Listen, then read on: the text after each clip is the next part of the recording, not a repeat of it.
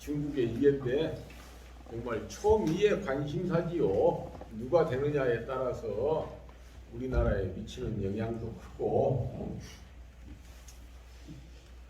그것으로 한 2시간 강의를 하면은 제가 외국에서는 미국이란 어떠한 나라인가 이런 주제로 강의를 많이 했습니다. 2시간씩 달라고 해도 1시간 갖고는 도저히 못 옵니다.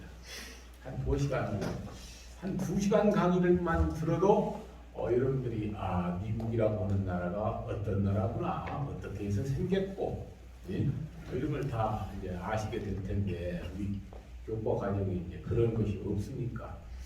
그래서 지금 일주일에 여러분들이 4시간씩 하시죠. 만일에 한 6시간만 한다면 좀 그런 과목도 좀 넣고, 이렇게 하면 세계를 보는 눈이 굉장히 좀 넓어질 것입니다. 근데 일본이라는 어떤 나라인가 제가 다 하거든요. 또 러시아라고 하는 나라는 어떤 나라인가. 이렇게 하면 세계 그 나라를 가서 오랫동안 사시지는 않았어도 강의를 통해서 그 나라는 그런 나라구나 이렇게 볼 수 있죠.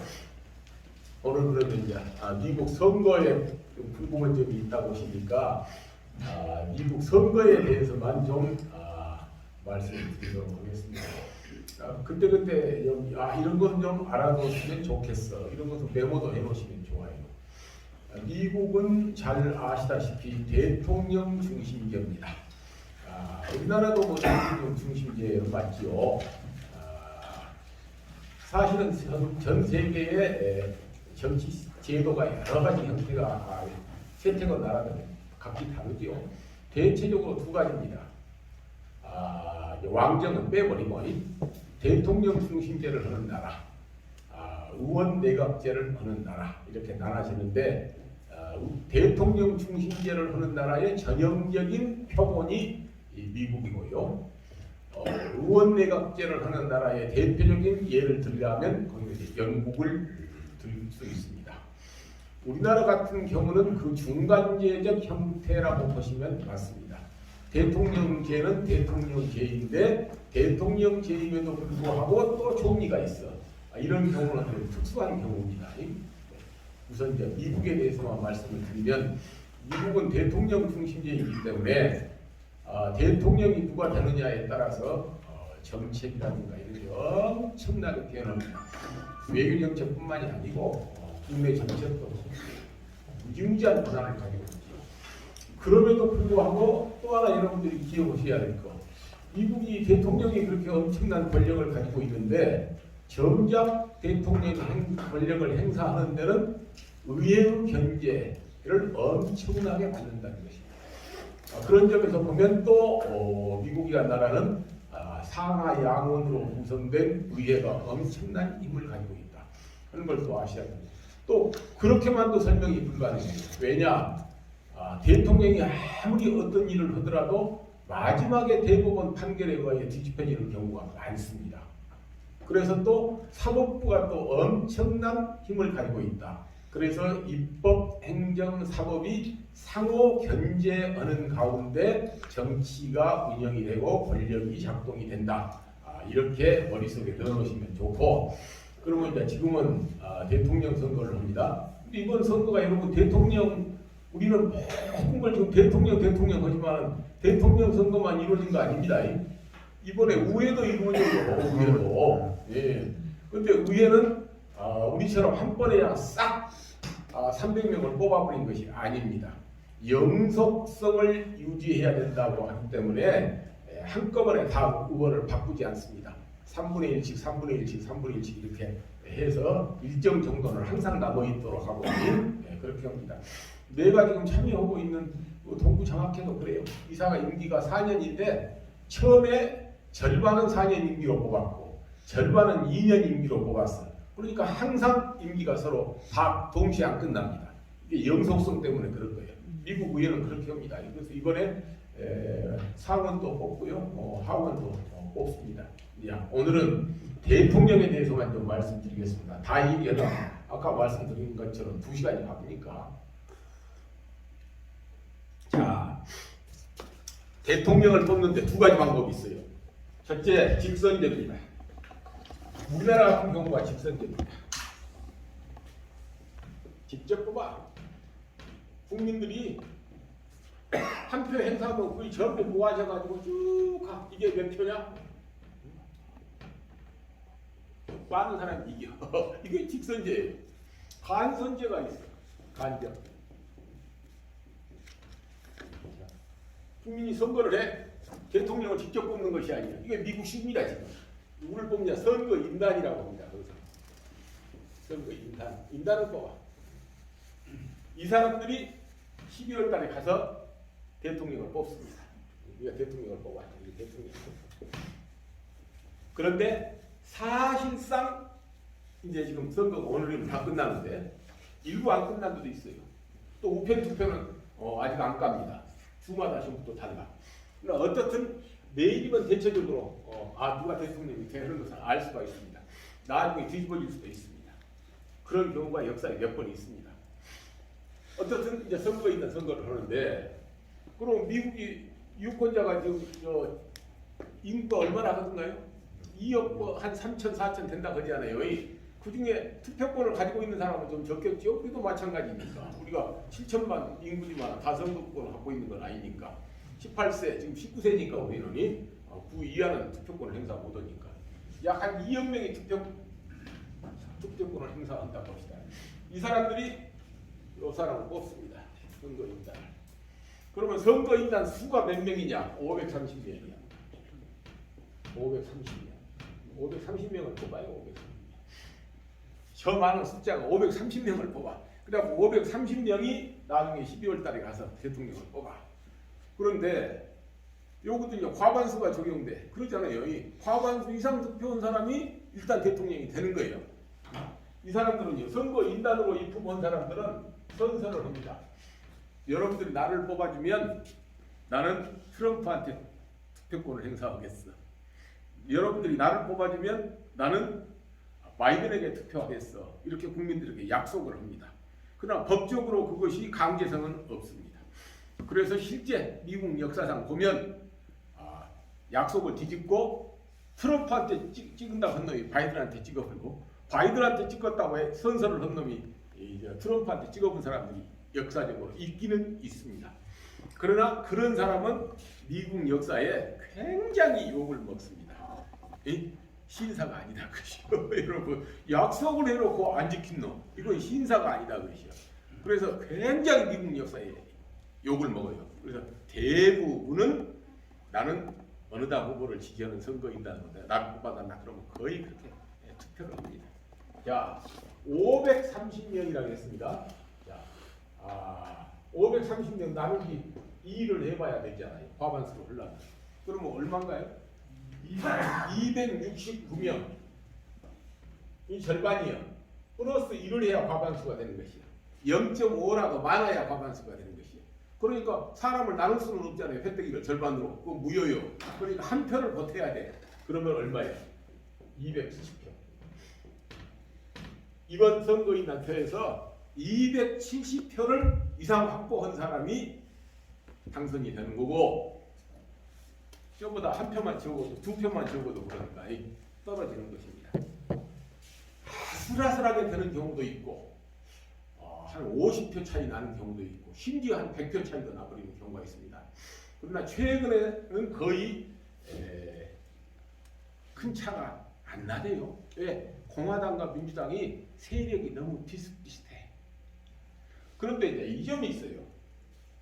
미국의 주가 몇 개인가요? 50개 주요. 국기를 보시면 알아. 국기를 보시면.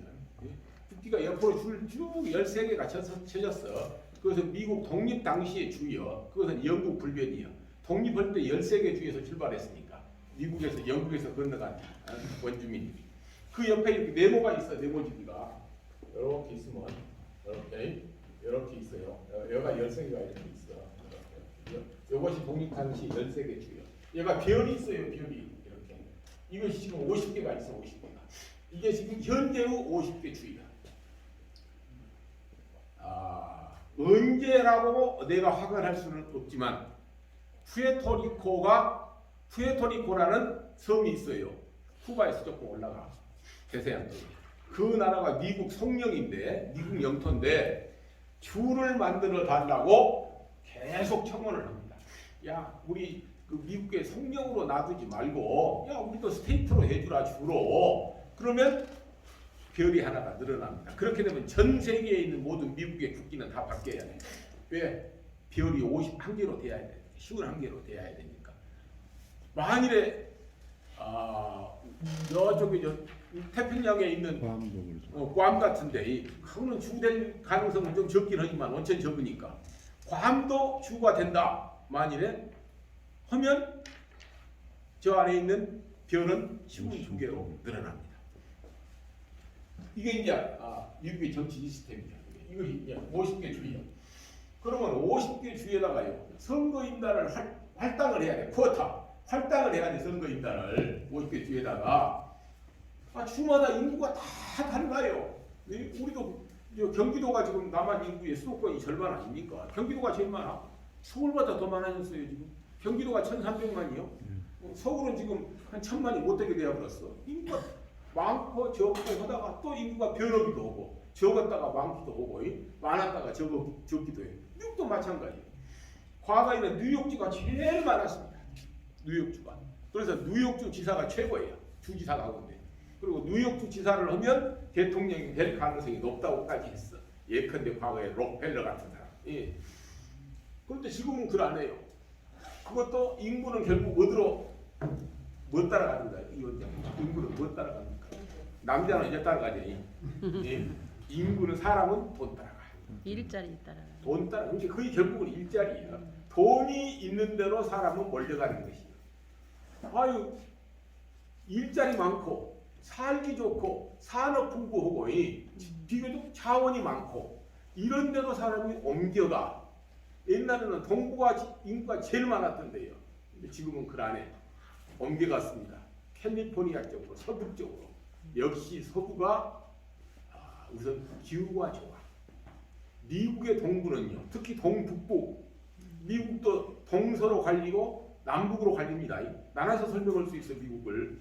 그럼 우선 동북부 쪽은요. 겨울에 엄청 춥습니다.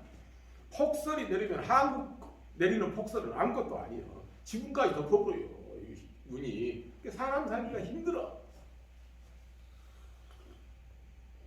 그런데 서부는 비교적 동부보다는 기후가 따뜻합니다. 같은 위도상으로 비슷해요. 보면 미국 이렇게 있어요. 이렇게 있어요. 미국 이렇게 생겼잖아요. 얘가 동쪽, 얘가 서쪽. 서쪽. 이렇게 나눠봅시다. 이렇게. 그러면 이제 이쪽은 동북부라고 볼 수 있고, 이거는 동남부라고 볼 수 있고, 서북부라고 볼 수 있고, 서남부라고 볼 수 있죠. 위도가 같아. 그래도 여기는 그렇게 겨울에 추운데 여기는 그렇게는 안 추워. 오레곤이나 워싱턴 같은데. 워싱턴이 두 개가 있어요. 미국에. 수도 워싱턴 DC가 있고 워싱턴 주가 있어요. 여기가 워싱턴 주예요. 여기가 오레곤이고. 이쪽보다 훨씬 따뜻해. 그러니까 따뜻한 데로 사람은 가는 것이요. 그러니까 점점 이렇게 인구가 이쪽으로 와. 캘리포니아가 이렇게 있어요. 이렇게 있거든. 이렇게 캘리포니아가. 하도 크니까 캘리포니아를 두 개로 나눠. 이거를 북가죠. 한자로. 북캘리포니아, 노스 캘리포니아. 이거를 남가죠. 한자로. 사우스 캘리포니아. 그러지 않아요? 이제 LA가 이런 데 요만큼 있고 샌프란시스코가 이러고 있어요. 경치도 좋아요. 그래서 부자들이 심지어 동북부에 있는 부자들도 반드시 샌프란시스코에는 별장 하나씩을 갖고 있습니다. 그거 하도 공기가 좋고 경치가 좋고 하니까 특히 태평양이 딱 내려다 보이는 언덕배기 마을 샌프란시스코에서 최고 땅값이 비싸. 내가 그 한 집에 초청을 받아 가봤어요. 저는 미국 국무부 초청으로 미국 여행을 했기 때문에 투어를 했기 때문에 시차를 했죠. 간 데마다 전부 그 지역에서 유지들이 나를 초청을 했어. 거기 갔는데 여기 석양에 딱 부부 두 사람밖에 안 살아. 이태리에서 이민 온 후손들인데 차선이 없더라고. 그러니까 조카 하나를 양자들에서 키운다고 하더라고요. 그러나 이미 그것도 커버렸어. 은퇴한 노부부인데. 전기를 끄고 촛불을 탁 쓰고 창문을 커튼을 딱 걷으니까 태평양이 쫙 보여. 언덕배기가 집이 있으니까 와 경치 좋기다. 그러니까 그러면서 살락해. 그러니까 이쪽 인구가 불어. 옛날에는 뉴욕주가 그렇게 인구가 많았어요. 근데 지금 샌프란시스코, 캘리포니아가 미국에서 제일 인구가 많습니다. 그래서 인구에 따라서 선거 인단을 할당을 해. 자, 그러면 이제 53명을 내가 인구에 따라서 할당을 한다고 했는데 어떻게 여러분들 머릿속에 딱 계산하면 돼요. 자, 선거 인단은 이렇게 구성된다. 미국에 50개 주가 있다고 내가 말씀드렸죠. 상원은 미국은 상원 하원이 달라요. 상원은 모든 주에 똑같아. 2명. 한 주에. 저렇게 큰 캘리포니아도 2명. 약간은 버먼트 같은 데도 2명. 왜? 주를 대표하기 때문에 인구 비례하고는 상관없다는 것이. 그런데 하원은 그러네. 하원은 주를 대표하는 것이 아니라 그 지역의 주민을 대표해. 따라서 인구 비례에 따라서 하원 수는 다릅니다. 어떤 데는 2명, 어떤 데는 53명 막 이렇게. 캘리포니아가 제일 많을 겁니다. 캘리포니아가 그래서 하원 의원이 53명이니까 거기다가 상원 의원 수를 보태. 그러면 그것이 선거인단 수야. 지금 플로리다가 25명인가 뭐 그렇게 나오지 않던가요? 그래서 그가 붙여다 지금 그러거든. 근데 현재 지금 거시기가 이긴 막 클린턴이 트럼프가 아슬아슬한데 약간 앞서간다고 그래. 까봐야 알지만 현재 90% 깠어. 그런데 트럼프가 지금 앞서간다. 근데 그거는 트럼프가 가져갈 만한 곳입니다. 이 앞전 선거에서도 트럼프가 그거를 가져갔어. 그 외에 몇 개 굉장히 이번 선거에서 중요한 주가 있습니다. 그걸 미국에서는 경합주라고 해요. 경합주. 우리말로 번역할 때 경합주라고 하는데 미국에서는 경합이란 말을 안 쓰고 스윙 스테이트라고 해. 널뛰기 하는데 우리가 널뛴다고 말이야. 스윙이. 어떤 때는 이쪽으로 가고 어떤 때는 이쪽으로 가. 한쪽으로 거의 고정되지 않아. 그런데 우리도 선거에 보면 경상도는 한나라당, 전라도는 민주당 그러지 않아요? 물어볼 곳이 없어. 이런 데로 선거만 하면 여기는 민주당이 이기고 저쪽은 공화당이 이기니까 관심이 없어요. 그러나 수도권이나 이런 데는 그때부터 달라지거든. 그런 데가 이제 저런 식으로 하면은 스윙 스테이트라. 근데 이제 그거 한다 합니다. 자, 그래서 이제 53명을 약간 530명을 이제 그런 식으로 인구 비례에 따라서 537명이 되더라고요. 정확히. 아, 그런가요? 537명이래요? 그럴 겁니다. 그러니까 그놈의 절반 남은 게 2해갖고 플러스 2하면 돼요. 537로 해야 돼. 8인가 될까요? 537명.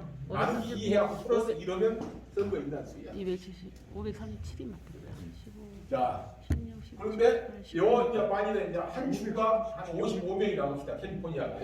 그러면 요것은 상원 의원이 2명이야. 2명이 상원 의원이 2명이야. 2명. 예? 나머지는 그러면 몇 명? 2명 빼면 얼마예요? 53명은 하원 숫자야. 53명은. 이것은 상원, 이거는 하원. 이렇게 해서 선거 인단이, 이것이 선거 인단이야. 이렇게 딱 알고 있으면 돼요. 이 가운데 하여튼 537명이라고 하니까 그놈의 절반에다가 나누기 2를 해갖고 한 명 보태. 그 숫자만 확보하면 이깁니다. 그런데 여기서 또 여러분이 고려를 해야 할 것이 있어. 그러면 이런 것이 주마다 전부 선거인단이 달라. 다만 최저 아무리 인구가 적은 주라도 3명은 기본이에요. 3명 이하로는 배정을 안 해. 왜? 상원 의원이 2명이니까 한 명은 줘야 될 거 아니에요. 그래서 한 명을 보태준 것이야. 그래서 제일 인구가 적은 데가 선거인단이 3명씩 배정된 주가 몇 개 있습니다. 예컨대 어디 같은 경우가 알래스카. 거기도 마찬가지. 또 하나가 내가 갔던 데인데 옐로우스톤이 있는데 델라웨어. 이런 데는 거기도 조금 안 하거든. 그거 나온가요? 그래. 저것이 나보다 낫다. 저것이 나보다 나. 그런데 미안하지만 적어서 나처럼 설명은 못해. 그래요. 그래 이제 선거인단을 이렇게 하는데 그러면 거기서 이제 투표를 해. 아까 예컨대 캘리포니아가 예컨대 한 2천만 된다고 합시다. 인구가 예를 들어서 그러면 여러분이 2천만 이고 유권자가 2천만 된다고 유권자가 투표권자가 해야 되니까 나머지 소년들이 나누는 게 필요 없으니까 유권자가 한 2천만 된다고 합시다. 그러면 이제 2천만에 투표를 해갖고 한 표라도 더 많은 사람이 55명 선거인단을 다 가져가거나. 그게 이걸 알아. 문제가 될 수 있겠다. 이걸 영어로는 뭐라 하냐? 위너, 승리자. 위너 takes all 그래. 위너 테이크스 올. takes all. ALL. 이긴 사람이 싹 가져갔다 그것이. 한 표만 더 얻어도 55표를 다 가져가버려요. 예컨대 바이든이 저분은 이길 가능성이 많아. 트럼프보다 한 표만 많아도요 싹 55표를 가져가. 한 2표 적었는데 세상에 한 놈은 땡이고 한 놈은 55표를 가져가. 이게 미국 제도예요. 그러면 미국이 모두가 그러냐? 그러진 않습니다. 내 기억으로는 한 2-3개 주, 한 2개 주가 될 겁니다. 2개 주는 비례로 나눕니다. 아까 위너 테이크스 올 하지 않고 인구 득표 비율에 따라서 선거인단을 나락하는 데가 한 2개 주가 돼. 그리고는 나머지는 전부 아까 승자 독식, 위너 테이크스 올을 해. 이러니까 선거에 따라서는 아주 기막힌 현상이 빚어져. 이제 어제 오늘 치루어졌던 선거에서 내가 표를 많이 얻었어요. 이 앞전 선거에서 그랬어. 힐러리가 많이 얻었어요. 트럼프보다. 그런데 선거에서 적으로. 왜?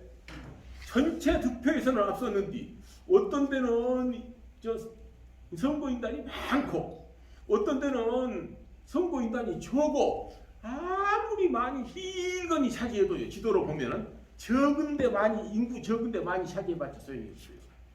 큰데 몇 군데를 무법을 해야 돼. 아까 이런 나누면 몇 표 얻으면 된다고 했어요? 270표씩 얻으면 된다. 예컨대 봅시다. 우선 몇 군데서 이겨버립니다. 캘리포니아, 뉴욕, 그 다음에 인구가 많은 데가 옛날에는 인구가 그렇게 많지 않았어요. 텍사스, 플로리다. 그가 석유가 나오고 오면서 인구가 글로 막 올려가 본 거예요. 그래갖고 텍사스, 그 다음에 플로리다가 또 의외로 인구가 많아요. 왜 그러냐? 있는 놈들이 그가 살기가 좋거든. 여트 타고 다니고 돈 있는 놈들은 더 벌 필요가 없잖아요. 거기서 즐기고 사는 거예요. 그러니까 플로리다가 인구가 많아. 그거 한 25명인가 될 겁니다. 플로리다가. 이런 데 딱 차지해주고 나면 270표가 차분할 수가 있어. 나머지 적은 거 싹 가져가도 돼. 그런데 이제 또 재밌는 것이요. 미국이 이걸 우리는 지방자치라고 하지만 미국은 지방자치라고 안 씁니다. 주마다 하나의 가버먼트야. 뭔 말인지 알겠죠?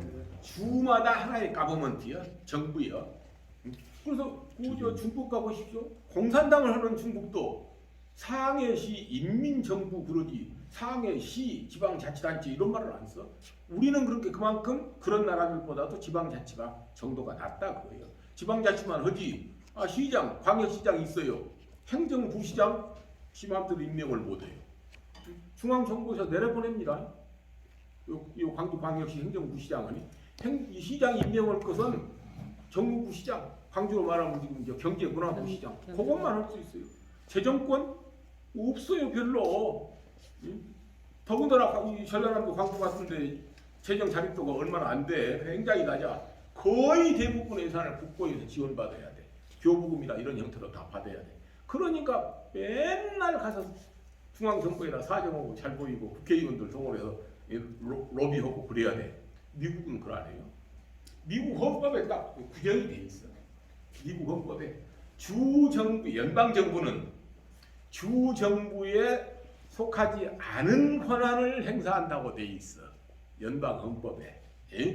그 말은 뭔 말입니까? 기본적으로 모든 정부의 권한은 주정부가 갖고 주정부에 속하지 않는 권한을 연방정부가 행사한다. 그런데 그것은 대체적으로 뭐냐?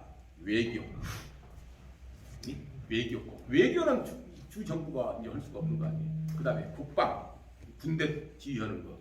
그 다음에 국제 무역 통상이 옛날에는요 무역 대표부란 것이 없었어요. 옛날에는 그것도 연방 정부의 권한이 강화되면서 생긴 것이요. 점차 연방 정부 권한이 강화되는 추세에 있기는 합니다.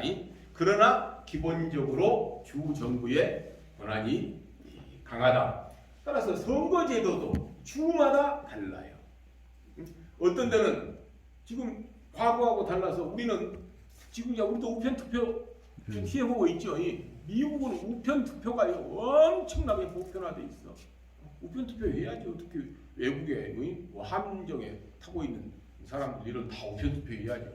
그런데 미국은 그거 더 세. 그런데 그것도 우리는 전부 중앙선거관리위원회에서 딱 정한 바에 따라서 저런이 결정돼. 우리는 미국은 그 안에. 미국은 주마다 여러분 사법부가 있는 건 아시죠? 법원이 주마다 대법원이 있어요. 범죄가 저질러져. 그러면 그 범죄가 주와 주 사이에 걸쳐 있거나 전국적 범위에 걸쳐 있거나 해야 그것이 FBI에서 관여하는 것이에요. 그러면 전부 주 경찰에서 합니다. 주 경찰에서. 마찬가지로 법원도 주 정부에서 하급법원부터 지방법원부터 주 고등법원, 거기서는 항소법원이라고 합니다. 우리는 고등법원이라고 합니다. 항소법원. 그러고 이제 슈프림 코트 대법원이 있어. 거기까지 가는데 선거 제도도 전부 자기들 나라 각자 다 달라. 그리고 대법원 판결에 의해서 또 달라. 이번 같은 경우도요. 어떤 경우는 어떤 주는 오늘까지 우편물 소외시킨 것은 유효하다. 또 어떤 주는 야 우편 투표라는 게 그렇게 하면 국민의 투표권을 너무 제약하는 것 아니냐. 이렇게 해가지고 엿새 유예 기간을 준 데가 있어요. 그놈까지는 그래도 유효하다고 판정해야 되는 거 아니냐. 주 대법원에서 그렇게 해보니까 방법이 없어. 주의 권한이 있으니까. 그래서 내일 완전히 결과를 모를 수가 있다. 또 미리 우편 투표 개표를 미리서 하는 데도 있고 네. 딱 그렇지. 끝난 뒤에 끝나갖고 함께 하는 데도 있고 전부 주마다 달라. 왜? 주의 권한이 강하니까 주에서 결정하기에 따라서 달라 이것이. 그래 참 미국이란 나라가 이해하기 어렵습니다. 그래서 이제 대충 이해가 됐죠. 그래서 이제 오늘 저녁 내일 가면 대체적으로 아웃라인은 알 수 있습니다. 그리고 또 하나 선거가 끝나요. 끝나면 내가 이겼구만. 마지막 결정은 안 났지만 이게 트렌드가 있잖아요. 그래 내가 그래도 270표, 75표 얻었어. 그러면 승리했던 사람이 승리를 선언합니다. 이번 선거는 내가 이겼어. 그러면 떨어진 사람이 그래 아무래도 내가 이걸 뒤집기가 좀 어렵겠구나. 그러면 패배를 선언합니다. 그리고 승복을 해. 그러면 선거는 끝나는 것이야. 나머지 저런 거 깔 필요도 없어. 이제 승리를 선언하고 패배자가 그것을 승복하기로 선언을 하면 선거는 끝납니다. 절대 소송으로 가거나 그런 법이 없어. 그런데 한 사람이 승리를 선언했어. 그런데 다른 한 사람이 승복 선언을 안 해. 두고 봐야지 뭐. 2표 차이는 얼마든지 우편 투표 해보고 또 막 부정선거라는 것도 있을 수 있는 거 아니야. 결과를 보자. 이렇게 하면 복잡해집니다. 그것은 몇 년까지 가버리는 수가 있어요. 결국은 대법원까지 갑니다. 연방 대법원. 그것은 연방 대법원으로 가. 그리고 또 하나 그런 예는 극히 드무는데 미국 역사상 2번인가 있었어요. 결과가 똑같이 나왔다. 선거인 난수가 여러 개. 하다 보면 그런 경우도 있잖아요. 인생살이에서 똑같이 나와버려요. 그러면 그것은 이제 의회로 갑니다. 투표권이 이제 국민의 손은 끝나버려. 의회로 가. 근데 그때 의회는 어디냐? 여당 측이 아니야. 하원으로 갑니다. 이게 하원으로 가. 왜? 상원은 주를 대표하기 때문에 적어도 국민을 대표하는 그런 구성으로 이루어지는 하원에게 대통령 선출권을 맡기는 것이 좋다. 이렇게 해서 하원에서 결정합니다. 그러나 또 이번에 대통령만 뽑는 거 아니에요. 이 부통령도 런닝메이트로 함께 뽑아. 그러잖아요.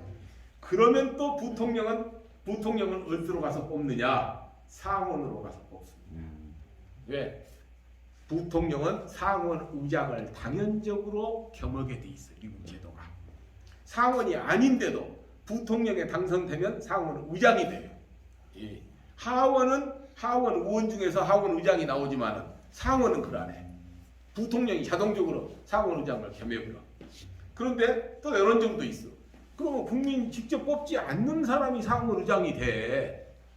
그건 상원 의장이기는 하나 그 사람이 너무 상원 의장으로서 권한을 행사하도록 두는 것은 이것은 국민의 직접 선출권에 좀 위배되는 거 아니냐. 이런 논란이 있을 수 있지 않겠어요?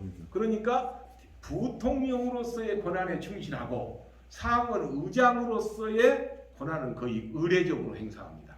예컨대 대통령이 연두 교서를 발표로 간달지 할 때 하원 의장하고 그때는 같이 모이거든. 상원 의장하고 동격에 앉아 이렇게. 그러나 그런 것 빼놓고는 거의 부통령이 상원 의장으로서 권한 행사를 안 씁니다. 아주 디테일하면서도 묘하게 미국 선거 이 정치 제도가 짜져 있어요. 이게 언제 기회가 되면 전체적으로 내가 한번 그러면 여러분께 더 자세하게 설명을 하기로 하고 이런 시스템에서 대통령 선거가 움직여진다. 짧은 질문이 있습니다. 예.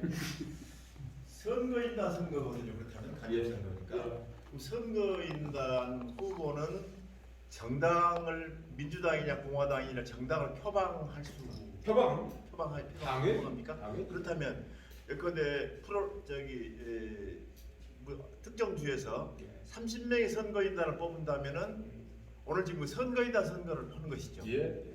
그 중에서 홍길도 있고 박갑도 있고 누구 여러 사람이 있을 텐데 다수 득표자가 선거인단에 포함되는 겁니까?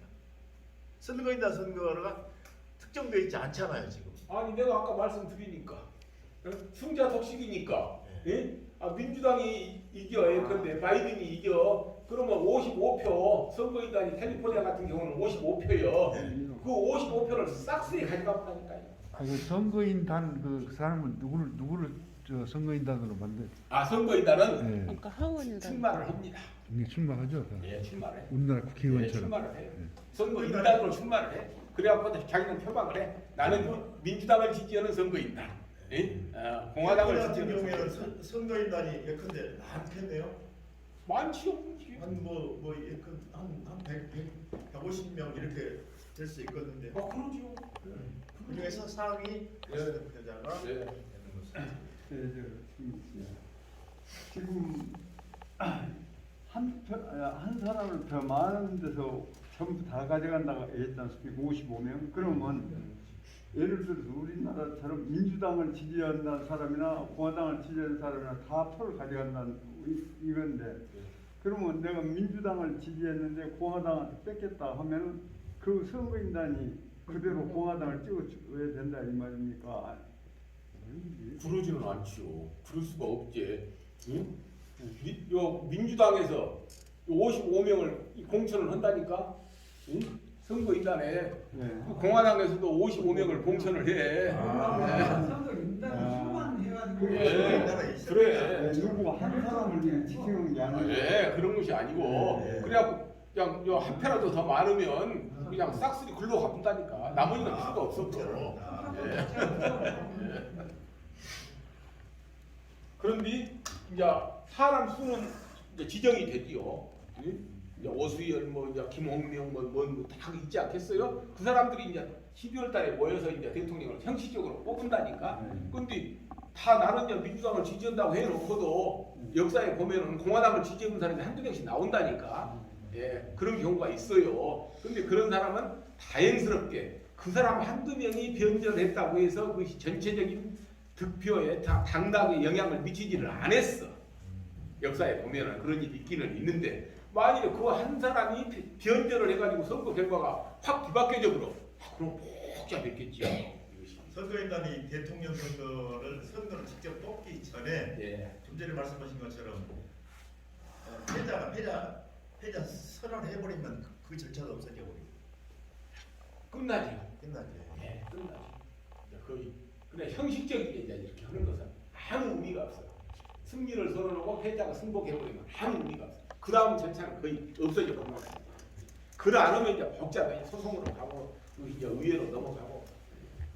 근데 역사상요 전체적인 득표에서 앞서고 선거 인단 선거에서 져가지고 당락이 결정된 경우가 최근에도 고어 때, 엘고어 때 부시하고 붙었을 때 그랬고 이 앞전에 트럼프하고 힐러리하고 붙었을 때 그랬습니다. 그때 다 표가 민주당이 오히려 득표에서는 앞섰는데 선거 인단표에서 져버렸어. 그런 경우가 있습니다.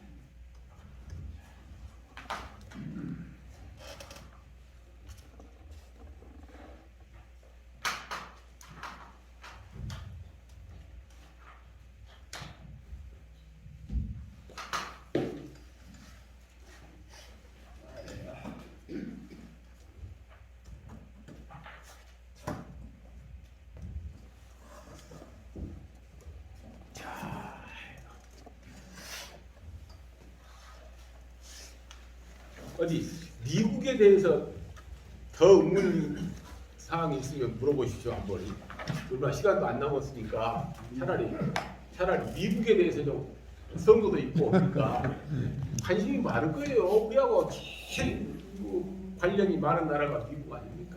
어저께 그 미국에 있는 그 후배하고 통화를 했어요. 예.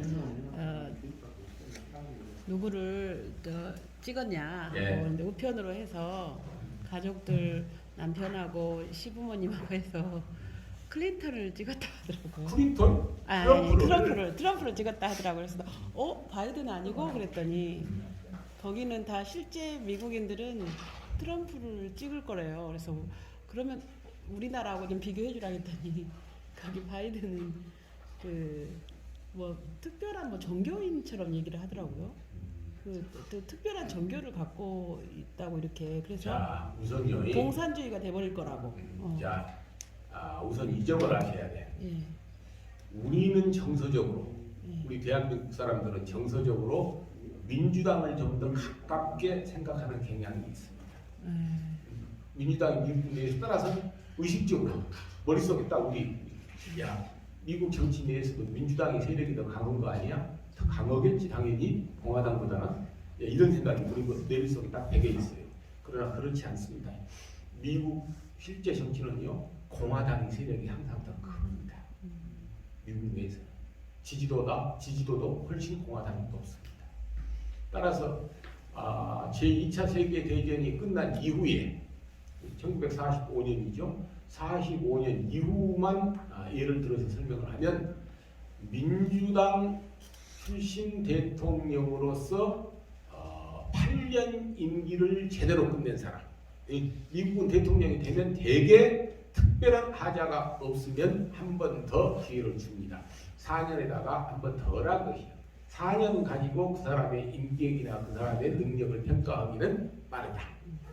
근데 4년 가지고도 안 그런다는데 세상에 향교, 정교는 2년짜리입니다. 이것이. 너무 잘못됐어 내가 보니까. 어떻게 2년 가지고 평가를 한답니까? 다른 데 향교하고 서울 성균관은요 다 임기 3년 하고 한 번 더 연임할 수 있습니다. 그러니까 6년까지 할 수 있어. 6년까지 할 수가 있으면 되게 6년까지 하고 나가는 것이야.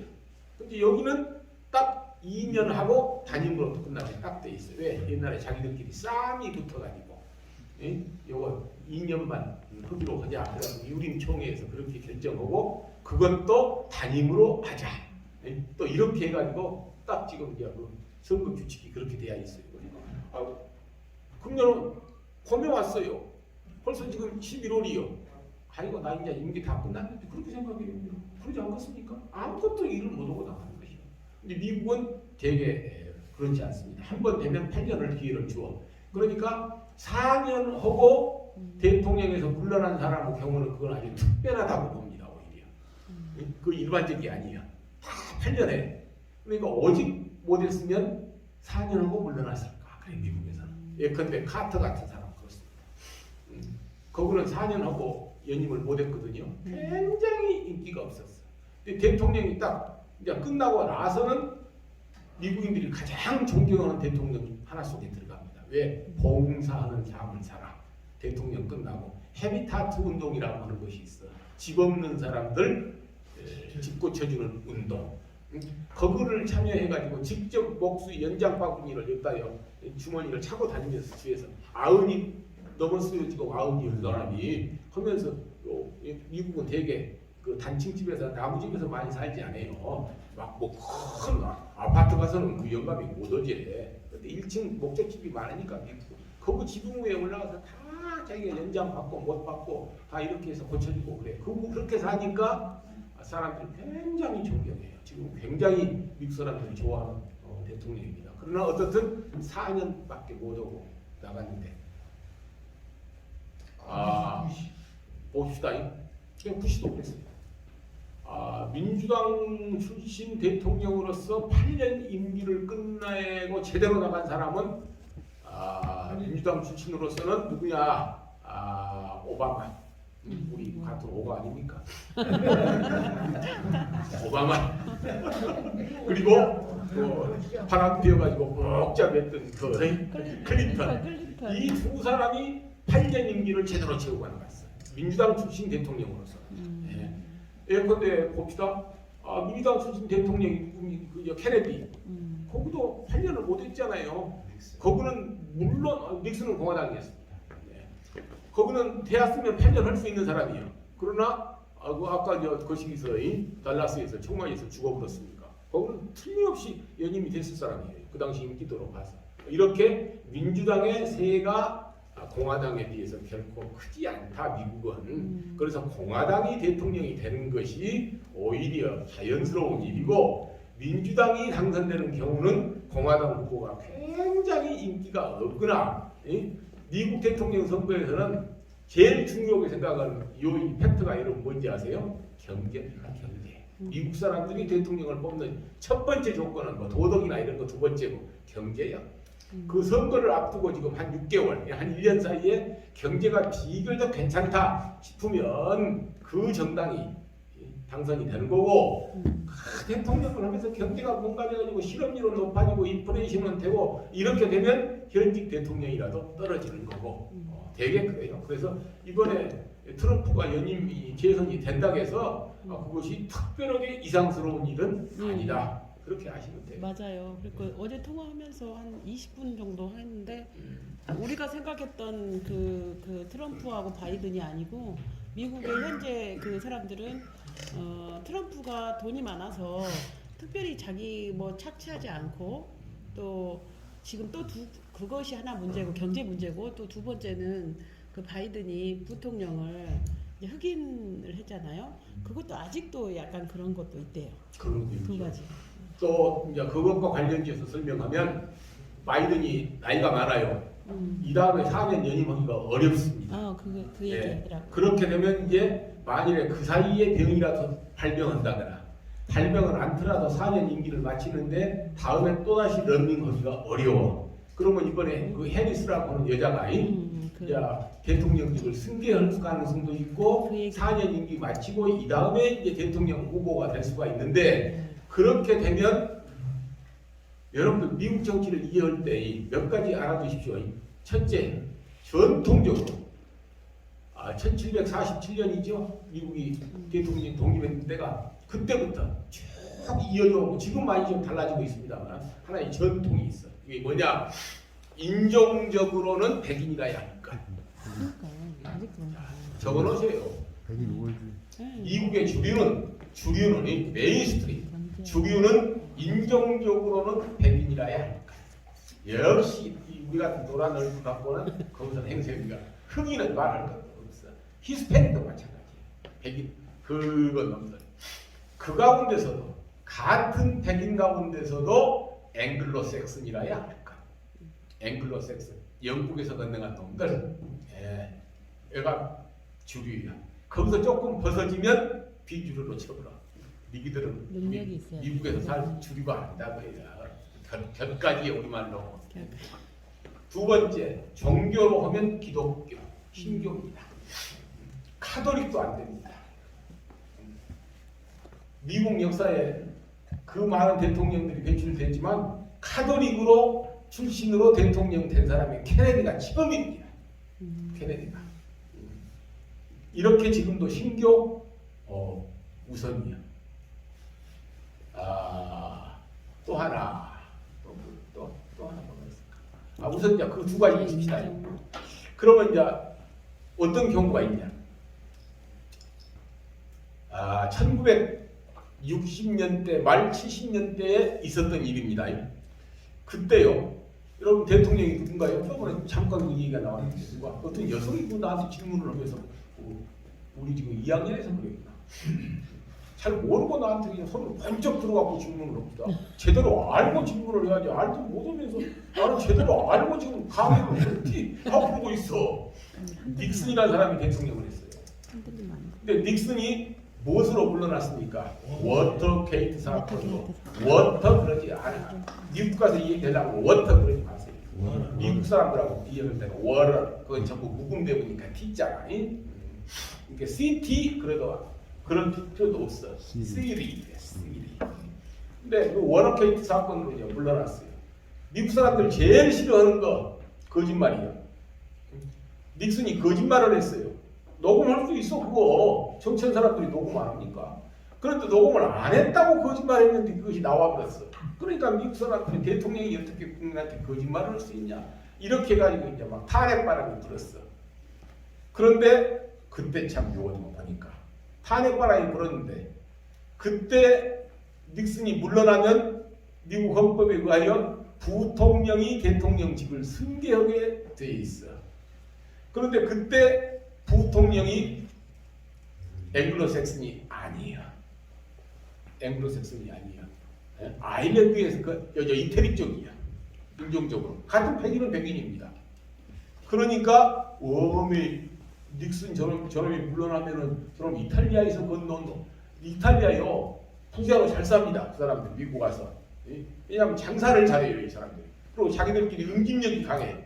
그래가지고 처음에 글로서리 채소 장사 이런 건 전부 이탈리아 사람들이 독점해 버렸어요. 나중에 그것이 힘들거든. 그러니까 이제 그놈을 싹 물려주고 더 부가가치가 높은 쪽으로 가더만. 그것이 뭐냐? 캘리포니아에 가면 그 해변가에 저 대게 있지 킹크랩. 요거 논하는 장사라거든만. 그것을 이탈리아 사람 아니면 못 해본 거예요. 딱 깡패를 끼고 해버려. 그래가지고 이제 글로우서리를 우리 한국 사람들이 싹 장악했어. 대도시에서. 그 다음에 또 힘든 직업이 하나가 이탈리아 사람들이 했던 것이 세탁소. 요거이 돈벌이가 돼. 근데 요것도 일찍 일어나서 그냥 스팀 쬐면서 이렇게 하는 것이 되거든. 그러니까 여러분을 싹 다른 데로 가버려 이제 금융이나 막 이런 쪽으로 튀어버려. 그래가지고 한국 사람들이 미국의 세탁업을 장악했어 지금. 이런 사람들이 이탈리아 사람들이거든. 그럼에도 이탈리아가 역시 비주류야. 근데 그놈이 대통령을 후었거든. 그러니까 세상에 그놈을 먼저 쳐불지 않든가 부통령을. 닉슨이 물러나기 전에 부통령을 먼저 몰아내더라. 무엇으로 몰아내든가요? 이게 기억력이 좋으신 분들은 다 기억하실 거예요. 그 국제 정치나 역사에 관심이 있으면 다 그런 것도 기억이 됩니다. 그냥 관심이 없게 넘기니까 그렇지. 자기가 젊었을 때 야구장에를 갔는데 야구장에 표를 안 사고 몰래 들어갔어. 그것이 25달러짜리야 그때 보니까. 여놈을 끄집어내가지고 지금 우리 한국 사회도 그러지 않아요. 언제 것을 집어내갖고 나오지 않는가요? 이게 정치는 그렇게 무서운 것이요. 그래가지고 그 부통령을 면직시켜버려. 그러면 부통령이 이제 공석이 돼. 그러는 가운데 대통령이 자리가 비면은 미국 헌법상 누가 그 자리를 승계하게 돼 있냐? 넘버 3가 있어.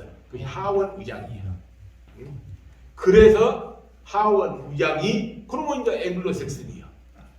그래가지고 닉슨 뒤를 이어서 대통령이 되지 않던가요? 이런 신뢰가 있습니다.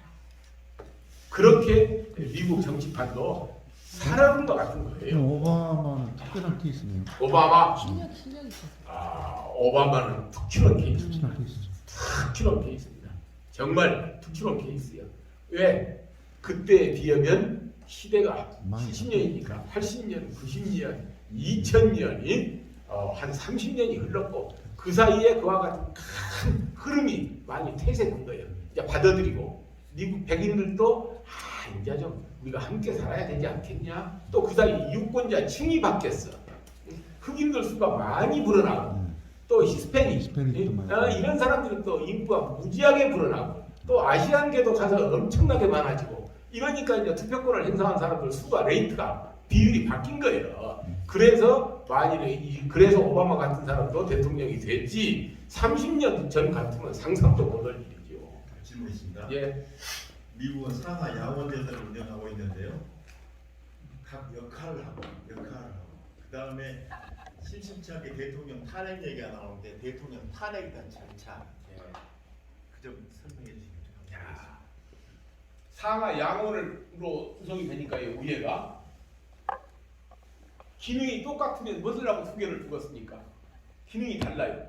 엄격하게 딱 헌법에 규정이 되어 있습니다. 자, 상원은 외교, 인사의 우선권, 외교, 인사의 우선권. 하원은 재정, 예산의 우선권. 딱 정해졌습니다. 그래서 고위 공무원들, 미국은 차관 보급 이상이면 전부 상원의 인사 직무를 거쳐야 합니다. 차관 보급만 돼야 합니다. 그래서 여기 나온 대사, 우리나라는 영국의 대통령이 대사 임명을 하면 국회하고 아무 상관없어요.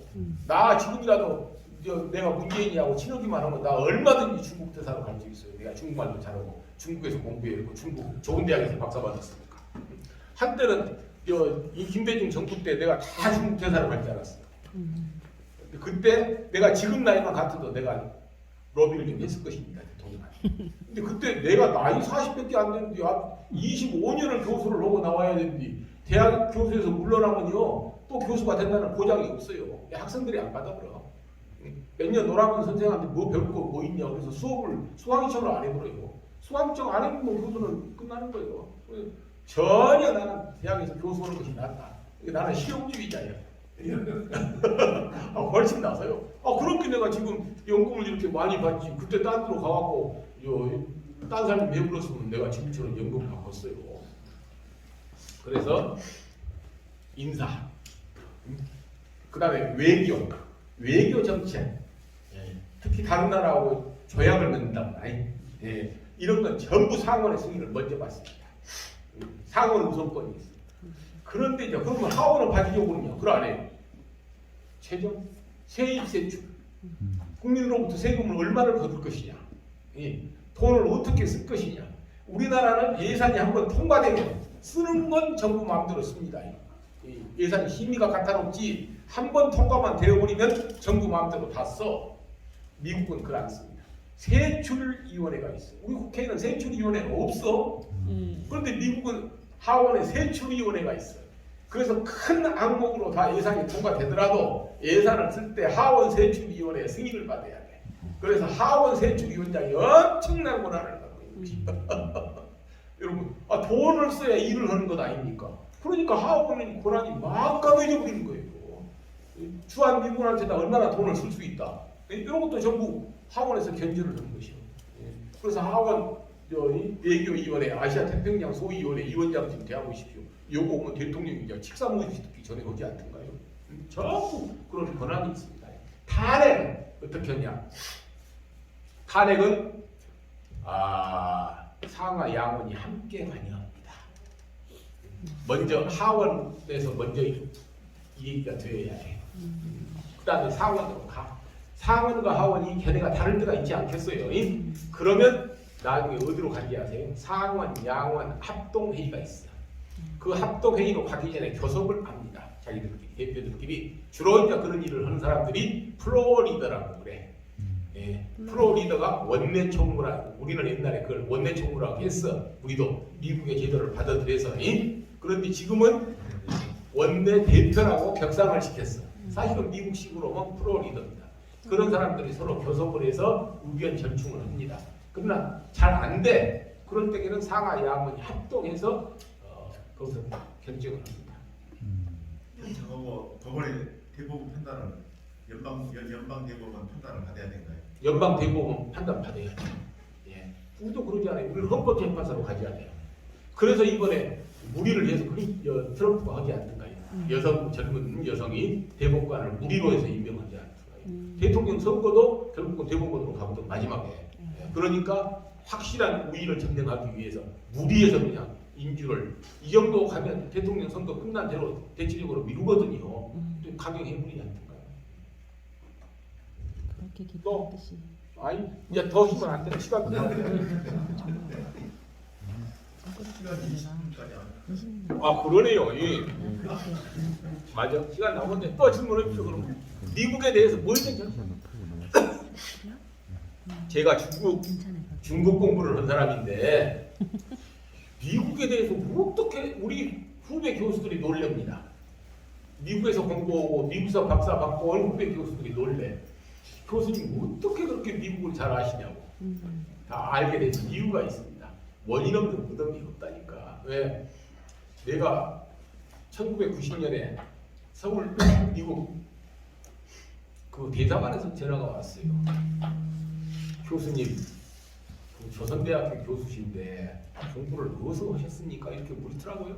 그래서 나는 그때만 해도 내가 이제 학위를 인민대학에서 받기 전이니까 대만에서 공부하다가 내가 복지거락에서 기부겠다고 하니까 그러면 미국 한번 가보셨습니까? 그래요. 아직은 못 가봤다고. 그러면 미국 한번 가보시냐고 그래요. 대사관에서. 갈 수 있는 기회만 있으면 가기를 희망한다고. 그랬더니 그러면 저희들 인터내셔널 비지터 프로그램이라는 것이 있습니다. 이 국무성에. 그래서 제3세계 국가들 그 지도급 인사들을 모셔다가 한 달간 자기들 비용으로 국무성 예산으로 이렇게 여행하시도록 하는 프로그램이 있는데 거기에 한번 기회를 드리겠다고. 그랬더니 이제 뭐 그때 그 대사가 쫙 이렇게 초청장을 사인해갖고 보내주더라고요. 전액 비즈니스로 서울서 미국까지 워싱턴 공항까지 가는 것 이제 거기 포틀랜드에서 한번 트랜스퍼 해가지고 이제 이렇게 다 2등 칸으로 해서 왕복 항공료, 호텔비, 식비 뭐 할 것도 없고 1인당 하루에 쓸 수 있는 비용, 용돈이 이런 것까지 전부 자기들이 부담하고 모든 여행비 이런 거 다 들어가는 거 전부 자기들이요. 어디를 가는 거 한 달 동안 전부 프로그램을 짜는 것도 자기들 국무성 공고체에서 짜고 이렇게 하는 거 단체로 오는 거 아니야. 딱 나 혼자 갑니다. 나 혼자 서울로 가서 거기서 서울에서 비행기 타고 포틀랜드에서 내려갔고 거기서 이제 US 에어로 바깥 타고 워싱턴 덜레스 공항에 내려갔고 거기 오니까 딱 국무성 직원이 하나 오고 있더라고요. 그래고 유아 프로페서 오 그러더라고. 기다고 그랬더니 내가 당신을 안내한다고 한 달 동안 그냥 둘이 절대 미국 사람들은요 같은 남자들끼리 여행을 해도 이번에 회장님은 김광민 교수하고 나하고 같이 자라고 방을 변경해 주시지만 미국에는 그런 것 없습니다. 따로따로 자야 돼. 남자들끼리 같이 자면 그건 호모로 봐. 이번에 나하고 김광민 교수를 호모를 만들었거든요.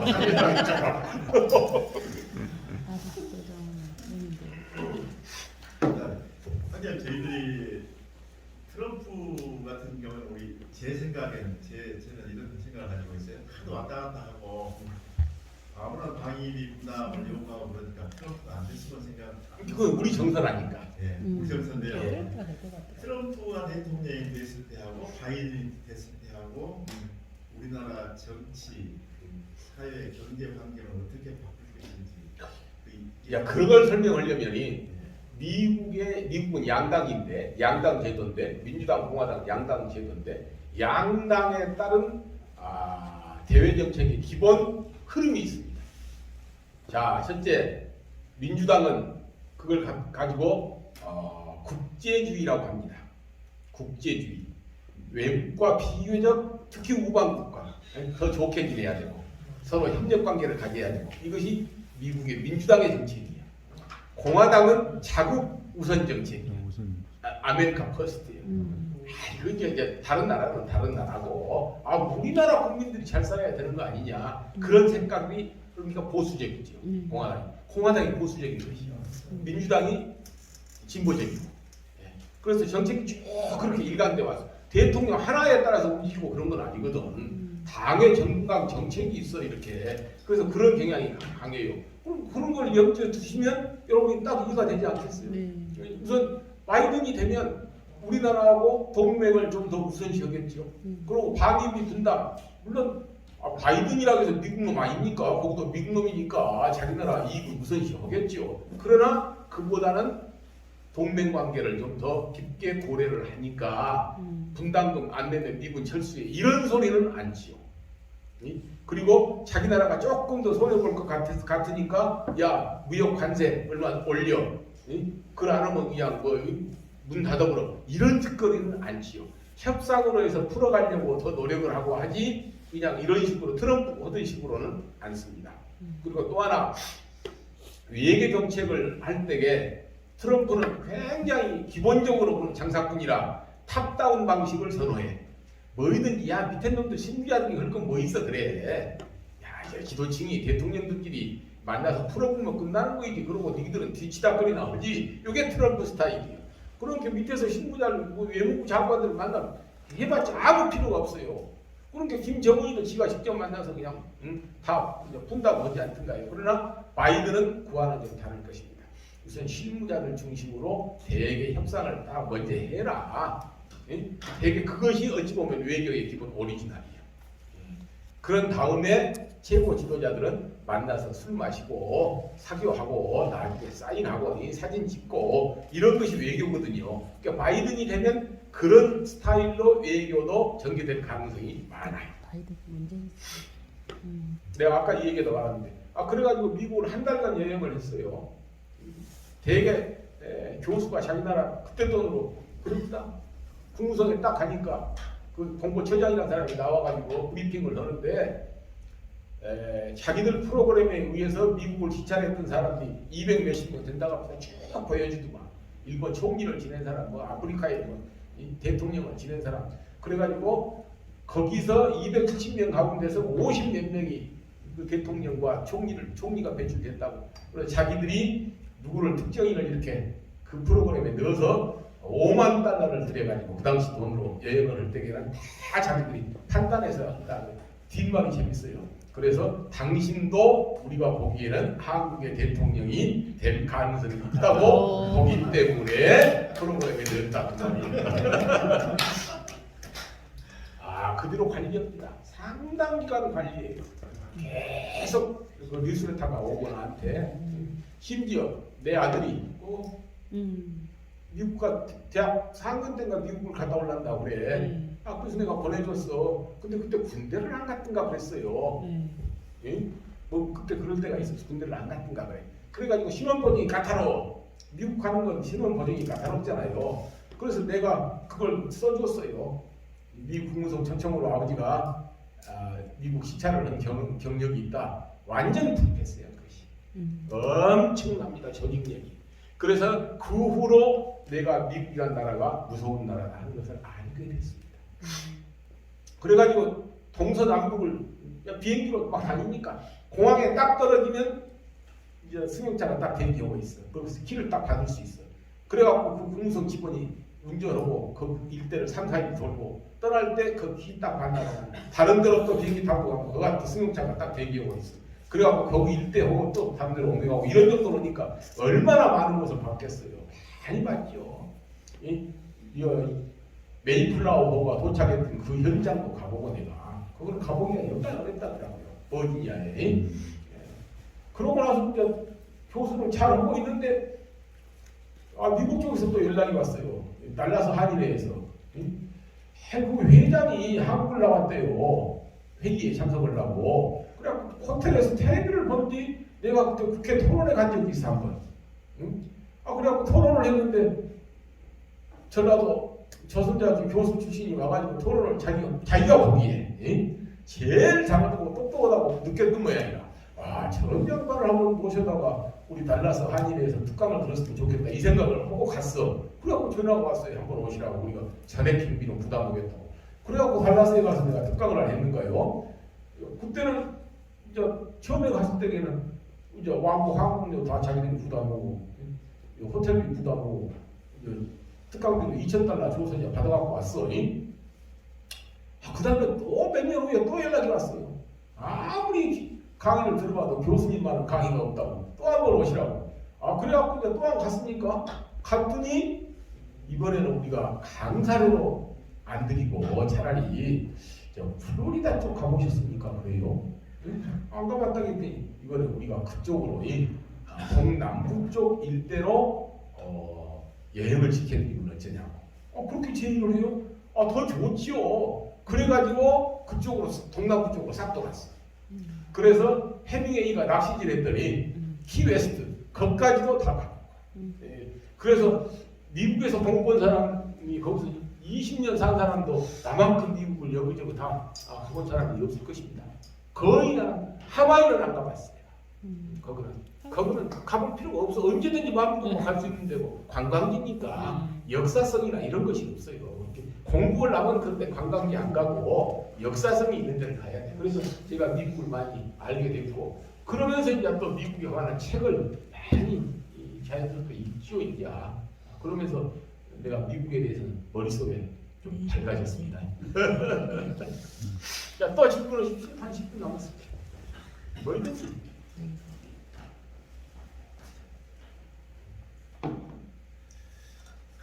저희들이 예? 이번에 대선에서 누가 이길 것 같습니다. 그것은 아까 이제 그 통화도 해봤다 하는데 여론조사상으로는 전 국민을 대상으로 여론조사입니다. 약 한 5%에서 7%가 바이든이 앞서요. 그러나 싸이라는 것이 있어. 이 숨은 표들이 꼭 투표하다 보면 선거하다 보면 그런 표들이 있거든. 그런데 공화당 보수주의자 골수들이 이 숨은 표가 많습니다. 그래서 그런 사람들이 나타날 가능성이 많아. 그래서 여론조사상으로는 트럼프가 밀리더라도 트럼프가 이길 확률이 오히려 높다. 이렇게 대체적으로 짐작을 하고 있습니다. 그러나 이제 이런 점이 있죠. 최근에 그 뭐입니까? 우리 그 질병 코로나 이것에 대해서 원체 대응을 좀 잘 못하고 그래서 국민들이 굉장히 트럼프에 대해서 좀 위험하게 생각한다는 것은 있는 것 같더라고요. 그러니까 그런데 지난번 이 앞전 4년 전 선거에도 힐러리가 이런 정도 레이트로 앞서갔어요. 그래갖고 전국표에서는 이겼어요 또. 근데 선거인단 표에서 접으러가지고 트럼프가 되든가요. 그런 경우가 있어서 누가 되기는 된다고 예측하기는 정말 어렵다.